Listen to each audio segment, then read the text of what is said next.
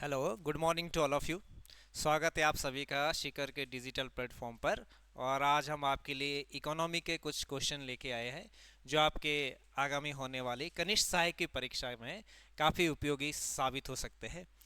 तो आप इनको पढ़िए और ध्यानपूर्वक इन्हें इनका आंसर देने की कोशिश करें। पहला जो प्रश्न है वो आपकी स्क्रीन पर है, उसको आप पढ़ें। उसमें है, भारत में भारतीयों द्वारा 1881 में 1881 में 1881 में स्थापित हुआ तथा उनके प्रबंधन में चलने वाला सीमित देयता का प्रथम बैंक था। भारत में भारतीयों द्वारा 1881 में स्थापित हुआ तथा उनके प्रबंधन यानी कि मैनेजमेंट में चलने वाला सीमित लिमिटेड लाइबिलिटीज, इंग्लिश में इसको लिमिटेड लाइबिलिटीज कहते हैं, सीमित देयता का प्रथम बैंक निम्नलिखित में से कौन सा था? A Hindustan commercial bank, B Awadh commercial bank, C Punjab national bank, D Punjab and Sindh bank. तो इस प्रश्न को अटेम्प्ट करने की कोशिश करें कि इसमें से सही आंसर कौन सा है। दो चीजें आपको देखनी है, वो देखनी है कि भारतीयों द्वारा स्थापित और उनके प्रबंधन और सीमित देयता में चलने वाला प्रथम बैंक। सीमित देयता की बात करता है, ये लिमिट लाइबिलिटीज की बात कर रहा है। तो प्रश्न का आंसर दे किसमें से कौन सा सही है।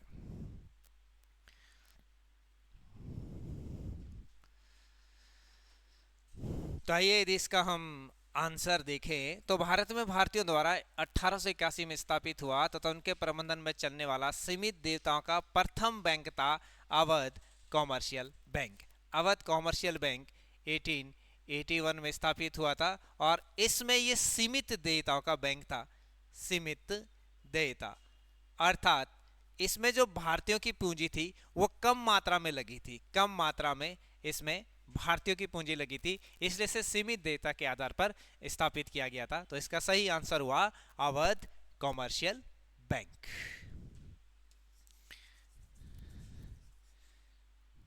नेक्स्ट पर चलते हैं। नेक्स्ट प्रश्न देखिए आप।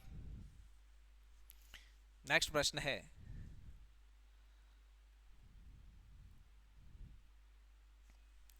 अल्पकाल में भारतीय रिजर्व बैंक जिस ब्याज दर पर व्यापारिक बैंकों को उधार देता है उसे क्या कहा जाता है? अल्पकाल में भारतीय रिजर्व बैंक जिस ब्याज दर पर व्यापारिक बैंकों को उधार देता है उसे क्या कहा जाता है? ए ब्याज दर, बी बैंक दर, सी रिवर्स रेपो दर या डी रेपो दर। सही से प्रश्न को पढ़े और इसका आंसर दें।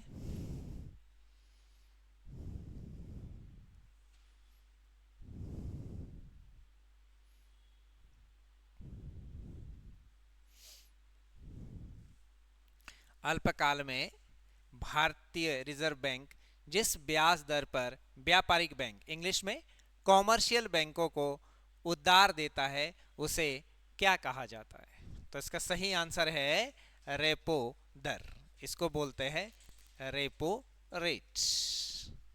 रेपो रेट दो प्रकार के हैं, एक रेपो रेट है, एक रिवर्स रेपो रेट होता है। पहली बात कि रेपो रेट और रिवर्स रेपो रेट क्या है? ये अल्पकालीन देयता के लिए दिए गए ऋण है। इनकी कुछ time period, short time period के लिए जो ऋण दिए जाते हैं उसे रेपो रेट या रिवर्स रेपो रेट कहते हैं। तो भारतीय रिजर्व बैंक जिस ब्याज दर पर कॉमर्शियल बैंकों को ऋण देता है वो रेपो रेट कहलाता है। और जब भारतीय रिजर्व बैंक वाणिज्यिक बैंकों से या व्यापारिक बैंकों से वाणिज्यिक बैंकों से या व्यापारिक बैंकों से ऋण प्राप्त करता है तो उसे रिवर्स रेपो दर कहा जाता है। इनकी बाजार से जब अल्पकाल के लिए वाणिज्यिक बैंकों से वापस लिक्विडिटी को सोखता है, ऋण लेता है, तो उसे रिवर्स रेपो रेट कहते हैं। लेकिन इसमें पूछा गया था कि जिस ब्याज दर पर व्यापारिक बैंकों को उधार देता है रिजर्व बैंक ऑफ इंडिया, तो वो हो गया रेपो रेट। नेक्स्ट देखें। नेक्स्ट प्रश्न है,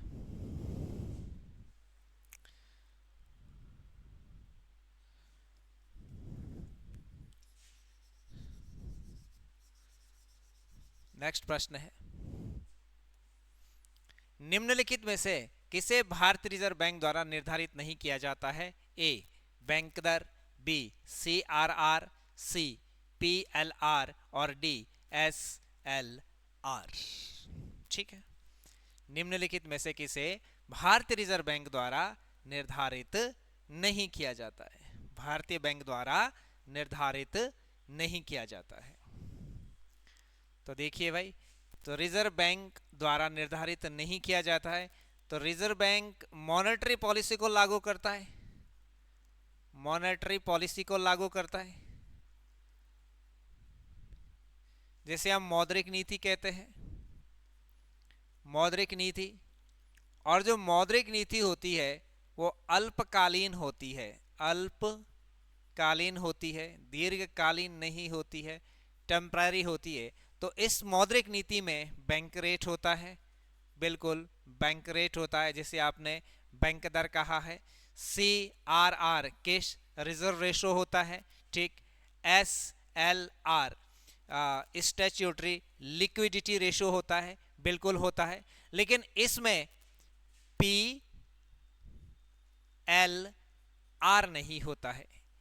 PLR जो है वो केंद्र सरकार द्वारा निर्धारित किया जाता है, और PLR का मतलब होता है priority lending sector. Priority lending sector के तहत जो सरकार है वो क्षेत्रों को निर्धारित करती है, जैसे प्रायोरिटी लैंडिंग सेक्टर के अंतर्गत कृषि को निर्धारित किया गया है, प्रायोरिटी लैंडिंग सेक्टर के अंतर्गत लघु उद्योग को रखा गया है। यानी कि अब केंद्र सरकार ये बैंकों को निर्देशित करती है कि वह अपने इसका वो निर्धारित करती है कि प्रत्येक बैंक कम से कम 40% जो है इन क्षेत्रों में खर्च करे, इसे कहते हैं प्रायोरिटी लैंडिंग सेक्टर। और इस 40% में भी 18% जो खर्च करे वो एग्रीकल्चर पर खर्च करे, इसे प्रायोरिटी लैंडिंग सेक्टर कहते हैं, ये इसके अंतर्गत नहीं आता है। ठीक है, नेक्स्ट प्रश्न पर चलते हैं। नेक्स्ट प्रश्न है, भारत में मुद्रा संबंधी नोटों की निर्गमन प्रणाली आधारित है ए आनुपातिक कोष प्रणाली पर, बी न्यूनतम कोष प्रणाली पर, सी स्थिर विनिमय दर प्रणाली पर, डी पूर्ण परिवर्तनशीलता प्रणाली पर। मुद्रा संबंधी नोट की निर्गमन प्रणाली किस पर है?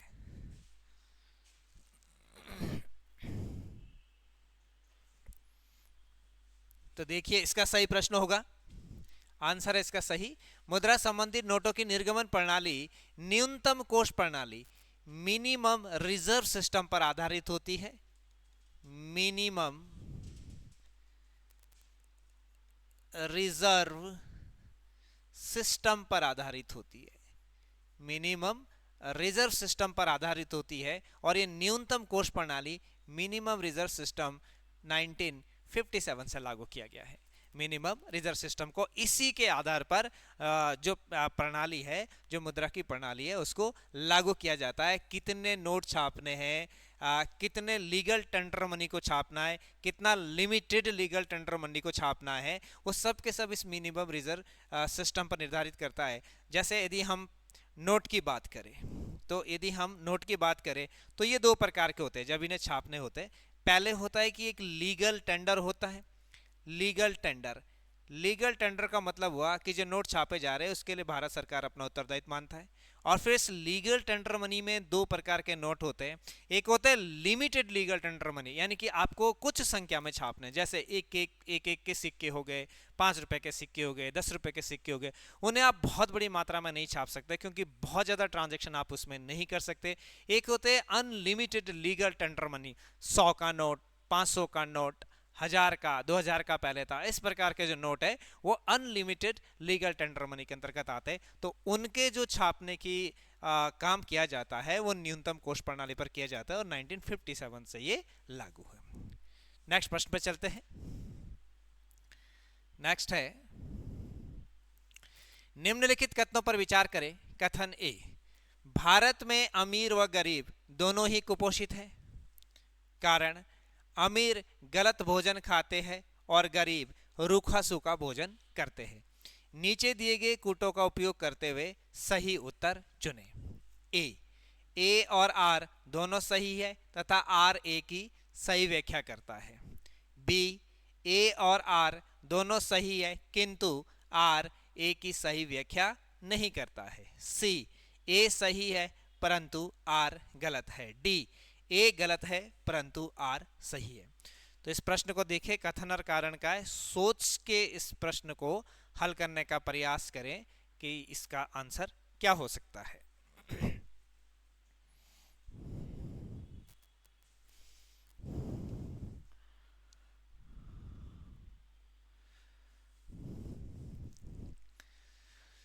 तो इस प्रश्न को देखिए, भारत में अमीर व गरीब दोनों ही कुपोषित है, मल न्यूट्रेट है, बिल्कुल सही है। कारण, क्योंकि अमीर गलत भोजन खाते, बिल्कुल सही, गलत भोजन खा रही है। आप कह सकते हैं कि लगातार कुछ ना कुछ खाते ही रहते हैं, जिसके कारण वो अति उनके अंदर कुपोषण का शिकार हो जाते। दूसरी तरफ गरीब रूखा सूखा भोजन करते, वो इसलिए मल न्यूट्रेट हो जाते हैं। तो इसका आंसर बिल्कुल ए सही है। ए और आर दोनों सही है तथा आर ए की सही व्याख्या करता है। अमीर इसलिए भारत में ओवरवेटेड हो गए हैं, या आप देखिए कि उनके अंदर कई प्रकार की बीमारियां पैदा हो गई ज़्यादा खाने की वजह से। दूसरी तरफ हमारे देश में कई ऐसे क्षेत्र है जहां पर खाने के लिए बिल्कुल भी नहीं मिलता या बहुत कम मात्रा में मिलता है। इथोपिया जैसी स्थिति हो जाती है वहां पर, जैसे मध्य प्रदेश के कुछ जगहों में। तो इसमें स्टेटमेंट ए बिल्कुल सही है। ए और आर दोनों सही है और आर ए की सही व्याख्या करता है। नेक्स्ट प्रश्न पर देखते हैं। नेक्स्ट प्रश्न है, नेक्स्ट है, भारत के औद्योगिक उत्पादन सूचकांक में निम्नलिखित में से कौन सी गतिविधि सम्मिलित नहीं है? ए विनिर्माण, बी खनन, सी विद्युत, डी निर्माण। सिंपल प्रश्न है, भारत के औद्योगिक उत्पादन सूचकांक में निम्नलिखित में से किसको शामिल नहीं किया जाता है? औद्योगिक सूचकांक, तो इसमें हम देखते हैं तो निर्माण को शामिल किया जाता है, खनन को शामिल किया जाता है, विद्युत को शामिल किया जाता है, निर्माण को शामिल नहीं किया जाता है। तो इसका सही आंसर हो गया आंसर डी। औद्योगिक उत्पादन सूचकांक जारी किया जाता है और औद्योगिक उत्पादन सूचकांक के अंतर्गत कोर सेक्टर को रखा गया है, कोर सेक्टर को रखा गया है। और भारत में यदि कोर सेक्टर की संख्या देखें तो वो 8 होती है। इनका अलग अलग वेटेज दिया जाता है, इसके अंतर्गत निर्माण को नहीं रखा गया है। तो आंसर इसका हो गया डी। नेक्स्ट प्रश्न चलते हैं। नेक्स्ट है, भारत का प्राचीनतम विशाल उद्योग है। भारत का प्राचीनतम विशाल उद्योग है। ए सूती कपड़ा, बी लोहा एवं इस्पात, सी जूट, डी कागज उद्योग।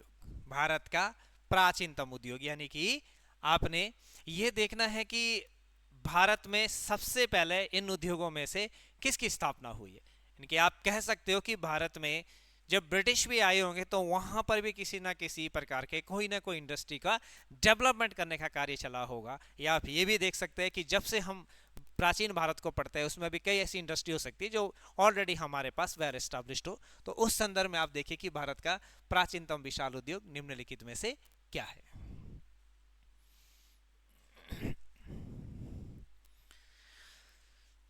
तो इसमें से देखें, भारत का प्राचीनतम विशाल उद्योग आपके पास सूती कपड़ा उद्योग है, जिसे आप कॉटन टेक्सटाइल कहते हैं। और यदि हम सूती वस्त्र उद्योग की बात करें, सूती वस्त्र उद्योग, तो कॉटन का जो जन्मदाता है सूती कपड़े का, यानी कि जो जन्मदाता है वो तो भारत है। ऑलरेडी इंडस से हम लेके चलते हैं, इंडस में हमारे पास इंडस वैली सिविलाइजेशंस में भी ये देखने को मिलता था। और जब भारत में ब्रिटिश आए तो एक जो सूती कपड़ा इंडस्ट्री थी उसको फ्लॉरिश करने में और भी मदद मिली। 1854 में बंबई में इसके लिए हमने एक कारखाना भी एस्टैब्लिश किया था। इसलिए इनमें से यदि हम देखें तो सबसे प्राचीन हमारे पास होता है सूती कपड़ा उद्योग। ये भी था कि भारत में सूती कपड़ा उद्योग के लिए फेवरेबल कंडीशन भी थी। आप बंबई वाले इलाके में चले जाइए, गुजरात वाले इलाके में चले जाइए, तो आपको सूती कपड़ा वस्त्र इंडस्ट्री लगाने के लिए एक अच्छी भौगोलिक स्थिति मिल जाती है। कारण कि वहाँ पर ब्लैक सॉइल्स का पाया जाना, वहाँ पर काली मिट्टी का पाया जाना, और ब्रिटिश के आने के बाद वहाँ पर जिस प्रकार से ट्रांसपोर्टेशन फैसिलिटी अवेलेबल हो गई, जिस प्रकार से सुएज नहर का आगे जाके खुलना हो गया, तो उससे भी कहीं ना कहीं सूती वस्त्र उद्योग को फ्लॉरिश करने में महत्वपूर्ण भूमिका मिली है। नेक्स्ट प्रश्न देखते हैं।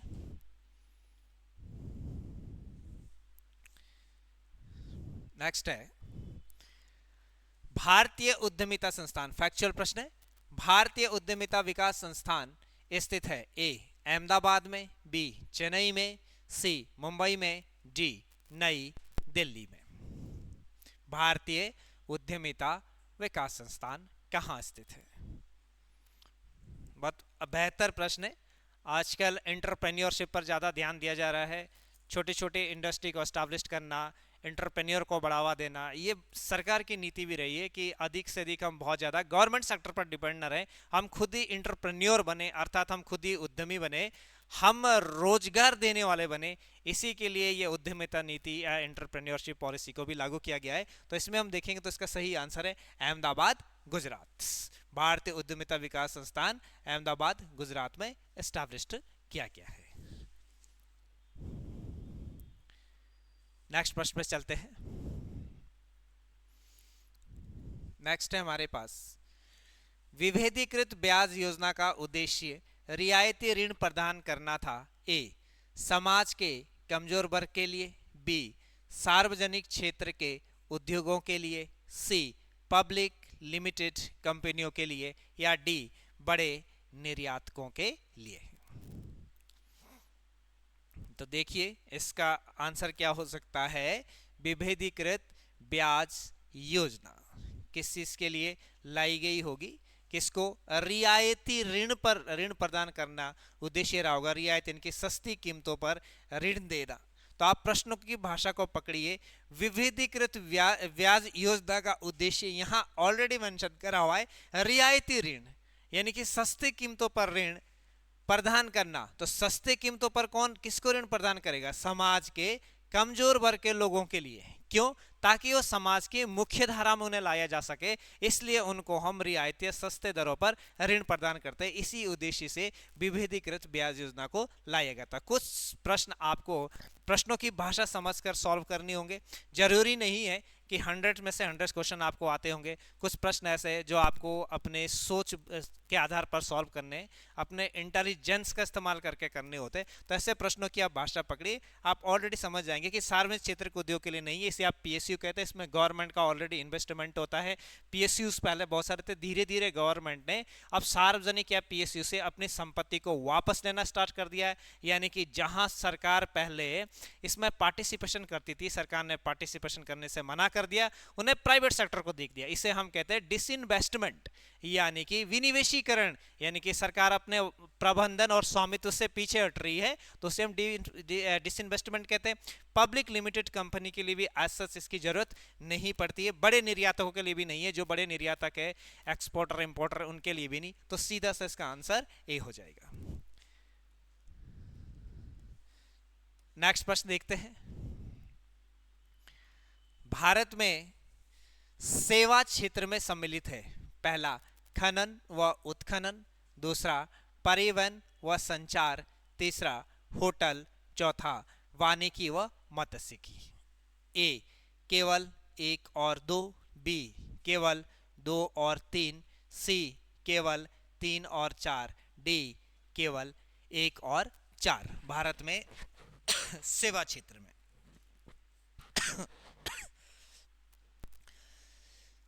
तो भारत में सेवा क्षेत्र में किस किस को सम्मिलित किया जाएगा? हम जब अर्थव्यवस्था को पढ़ते हैं, अर्थव्यवस्था जिसे हम इंडियन इकोनॉमी के संदर्भ में ज्यादा पढ़ते हैं, तो अर्थव्यवस्था में 3 क्षेत्र हैं। पहला है प्राथमिक क्षेत्र, प्राइमरी सेक्टर, दूसरा है द्वितीयक क्षेत्र, सेकेंडरी सेक्टर, और तीसरा है तृतीयक क्षेत्र या टर्शियरी सेक्टर। ये प्रश्न जो बात कर रहा है वो सेवा क्षेत्र की बात कर रहा है, यानी कि टर्शियरी सेक्टर की बात कर रहा है कि सेवा क्षेत्र में निम्नलिखित में से किसको शामिल किया जाता है। तो अब मैंने आपके लिए प्रश्न थोड़ा और आसान बना दिया इसकी भाषा को। तो आप समझिए कि सेवा क्षेत्र में, और सेवा क्षेत्र के बारे में बोलते हैं कि इनविजिबल होती है, इनविजिबल, दिखाई नहीं देती ये सेवा। सेवा जो होती है वो दिखाई नहीं देती है, सर्विस दिखाई नहीं देती, इनविजिबल सेक्टर्स। तो आप बताइए इसमें से इनविजिबल सेक्टर्स कौन है? तो आप बताएंगे इसका आंसर है केवल 2 और 3, परिवहन और संचार और होटल। यहाँ जो आपको सेवा क्षेत्र मिलेगा। वानिकी मत्स्य की आपके प्राथमिक में आ जाता है, खनन और उत्खनन यानी कि इंडस्ट्री आपके सेकेंडरी में आ जाता है, इसलिए इसका आंसर हो गया आंसर बी। नेक्स्ट पर चलते हैं। नेक्स्ट आपको थोड़ी इन्फॉर्मेशन देनी है। हाल में हमारा एक नया बैच स्टार्ट हुआ है, फाउंडेशन बैच है, एकदम जीरो लेवल से। जो भी नए छात्र छात्राएं हैं और वो कॉम्पिटिटिव एग्जाम्स की तैयारी करना चाहते हैं, तो आपके लिए एक बेस्ट मौका है, बेस्ट ऑफर है। आप आइए और क्लास अटेंड कीजिए, देखिए, एक्सपीरियंस और अनुभव कीजिए कि आपको किस तरह से पढ़ाया जा रहा है। तो ये जो हमारा कोर्स है ये ऑनलाइन और ऑफलाइन दोनों मोड में स्टार्ट हो चुका है, और इसकी टाइमिंग आपकी 11:30 बजे से 2:30 बजे तक है। 6 जनवरी से स्टार्ट हुआ ही है, अभी चल ही रहा है ये बैच। तो आप एक बार जरूर आएं और आप देखें, खुद से जांचें और परखें कि आपको शिखर इंस्टीट्यूट में ऐसा क्या अलग मिलता है जो अन्य जगह आपको उपलब्ध नहीं है। ऐसा क्या एक्सपीरियंस यहाँ पर दिया जाता है, क्या एक्सपीरियंस से यहाँ पढ़ाया जाता है, किस प्रकार से यहाँ पढ़ाया जाता है, ऑनलाइन ऑफलाइन दोनों मोड में। आप एक बार आएँ, ये अभी टाइमिंग इसकी 11:30 से 2:30 बजे तक है। नेक्स्ट प्रश्न पे चलते हैं। नेक्स्ट प्रश्न हमारे पास है, जनांक लाभांश, ये लाभांश है, लाभांश, लाभांश इंग्लिश में से बोलते हैं demographic dividend, demographic dividend, dividend.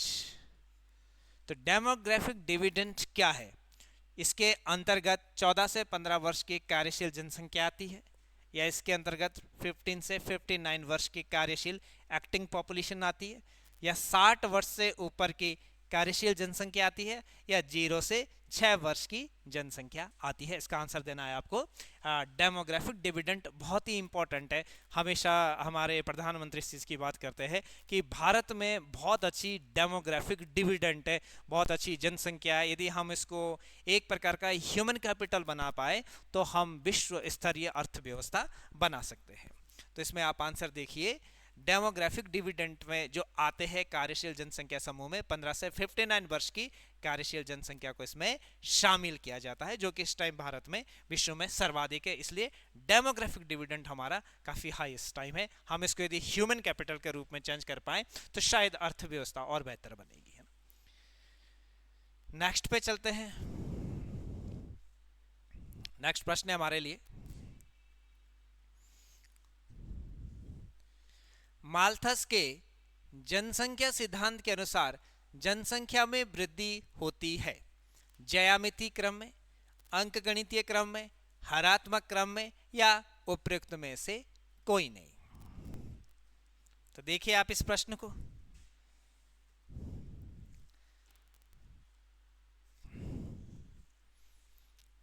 जनसंख्या में वृद्धि, जनसंख्या में जो वृद्धि होती है वो ज्यामितिक, जियोमेट्रिक मीन से होती है जनसंख्या में वृद्धि।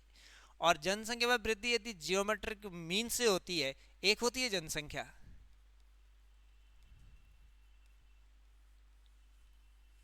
और दूसरी तरफ होता है संसाधन।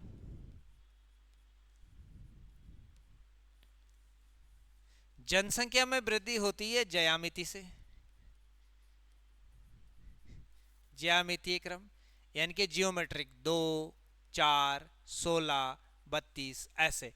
दूसरी तरफ हमारे पास तो आर्थिक संसाधन है जिनके आधार पर जनसंख्या का निर्वाह हो रहा है, जनसंख्या जिस पर डिपेंडेंट होती है किसी भी देश की, उन संसाधनों में वृद्धि होती है अंक गणितीय रूप से, 1, 2, 3, 4 बड़े धीमी गति से वृद्धि होती है, और उसकी तुलना में जनसंख्या की वृद्धि बड़ी तीव्र होती है।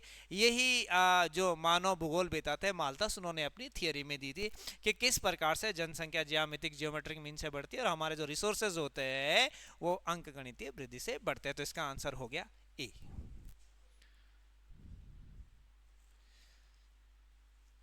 नेक्स्ट प्रश्न में देखें। नेक्स्ट प्रश्न है, गांधीवादी अर्थव्यवस्था किस पर आधारित है? ए प्रतिस्पर्धा पर, बी न्यास पर, सी राज्य नियंत्रण पर, डी इनमें से कोई नहीं। गांधीवादी अर्थव्यवस्था किस पर आधारित होती है? वेरी सिंपल, गांधीवादी अर्थव्यवस्था न्यास यानी कि ट्रस्ट पर आधारित थी। इस ट्रस्टीशिप का सिद्धांत ये देता है, न्यास का सिद्धांत ही ये देता है गांधीवादी अर्थव्यवस्था। प्रतिस्पर्धा पर बाजारवादी अर्थव्यवस्था आधारित होती है, वहां कॉम्पिटिटर्स होते हैं, अधिक कॉम्पिटिटर्स होते हैं। राज्य नियंत्रण पर समाजवादी व्यवस्था आधारित होती है ना। तो इसका सही आंसर हो गया न्यास। नेक्स्ट प्रश्न, नेक्स्ट है सूचकांक रेजिडेक्स संबंधित है ए शेयर कीमत से, बी म्यूचुअल फंड कीमत से, सी कीमत सूचकांक से, डी भूमि कीमत से। डायरेक्ट प्रश्न है, सीधा प्रश्न है कि रेजिडेक्स इंडेक्स, तो रेजिडेक्स इंडेक्स आपका है भूमि कीमत से संबंधित। ठीक है, नेक्स्ट प्रश्न पे चलते हैं। नेक्स्ट प्रश्न है,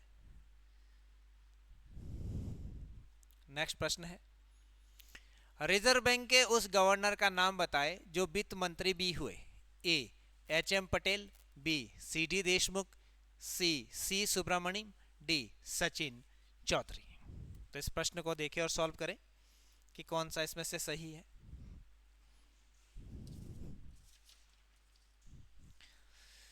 तो इसका सही आंसर है सी.डी. देशमुख, गवर्नर भी रहे हैं और वित्त मंत्री भी रहे हैं। आंसर हो गया बी। नेक्स्ट है निम्नलिखित में से किन देशों ने नामा, होगा ये नामा, NAMA, नामा 11 का गठन किया है। विकसित देश, विकासशील देश, कम विकसित देश, विकासशील और कम विकसित देश, नामा। ठीक है, तो इसका सही आंसर है विकासशील देश। ये कृषि से संबंधित है नामा, और जो नामा है वो WTO से संबंधित है। वर्ल्ड ट्रेड ऑर्गेनाइजेशन के अंतर्गत एक क्लॉज जोड़ा गया है जिसे नामा कहते हैं, जो विकासशील देशों से संबंधित है, उनके एग्रीकल्चर सेक्टर को बढ़ावा देने के लिए संबंधित है, उनसे सब्सिडी और उनको अन्य प्रकार की सुविधाएं देने से ये संबंधित है। तो इसका आंसर हो गया, आंसर भी कभी कभी सीधा पूछते हैं, नामा कौन से ऑर्गेनाइजेशन से संबंधित है, तो WTO। नेक्स्ट प्रश्न, नेक्स्ट प्रश्न है आपका बहुपक्षीय विनियोग गारंटी अधिकरण मीगा संबंधित है विश्व बैंक समूह से, अंतर्राष्ट्रीय मुद्रा कोष से, अंतर्राष्ट्रीय वित्त निगम से, अंतर्राष्ट्रीय विकास संघ से। मीगा, तो मीगा है आपका विश्व बैंक समूह, इसमें 6 संस्थान आते, तो इसी के अंतर्गत मीगा भी आता है। डायरेक्ट क्वेश्चन है, तो आंसर आपका ए हो गया। नेक्स्ट है आपका डंकन प्रस्ताव संबंधित है ए भारतीय रुपये का अवमूल्यन, बी तकनीकी ज्ञान का आयात, सी बौद्धिक संपत्ति का अधिकार, डी निर्यात हेतु औद्योगिक उत्पाद की गुणवत्ता। डंकन प्रस्ताव महत्वपूर्ण है। डंकन प्रस्ताव आपको इसके बारे में जानना चाहिए, ये काफी बार प्रश्नों में भी आ गया है कि डंकन प्रस्ताव क्या है। और ये भी पूछा जा सकता है कि कौन से ऑर्गेनाइजेशन से या कौन से अंतरराष्ट्रीय संगठन से डंकन प्रस्ताव संबंधित है। तो इसका सही आंसर हो जाएगा बौद्धिक संपत्ति का अधिकार, जिसे आप इंटेलेक्चुअल प्रॉपर्टी राइट कहते हैं, IPR उससे संबंधित है। और डंकन प्रस्ताव यदि हम संगठन की बात करें तो ये भी WTO वर्ल्ड ट्रेड ऑर्गेनाइजेशन से संबंधित है। नेक्स्ट प्रश्न की ओर चलते हैं। नेक्स्ट प्रश्न है एस्च्यूरीज शब्द संबंधित है ए बैंकिंग से, बी बीमा से, सी शेयर बाजार से, डी उपयुक्त में से किसी से नहीं। एस्च्यूरी शब्द, तो एस्च्यूरी शब्द संबंधित है बीमा से।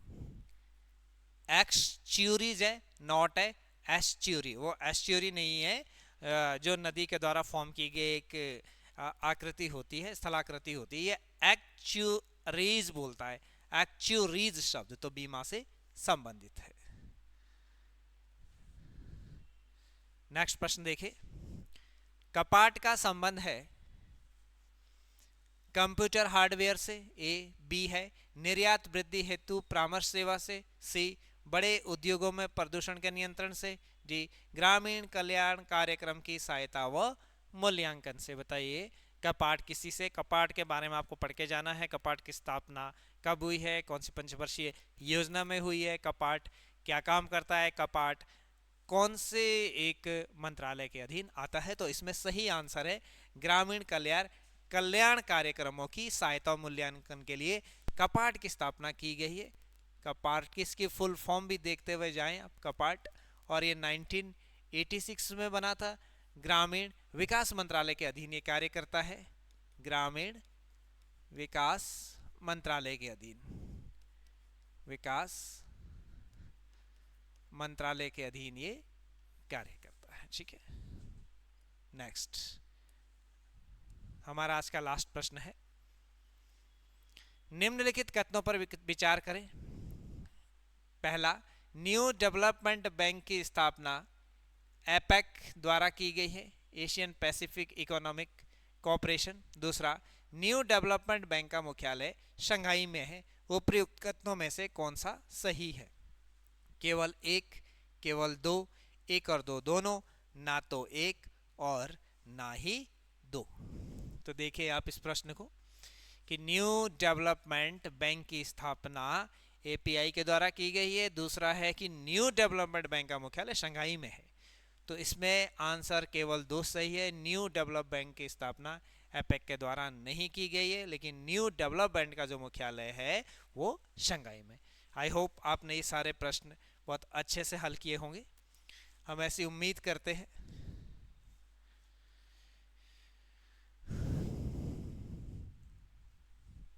मिलते हैं नेक्स्ट सेशन में नेक्स्ट सीरीज के साथ।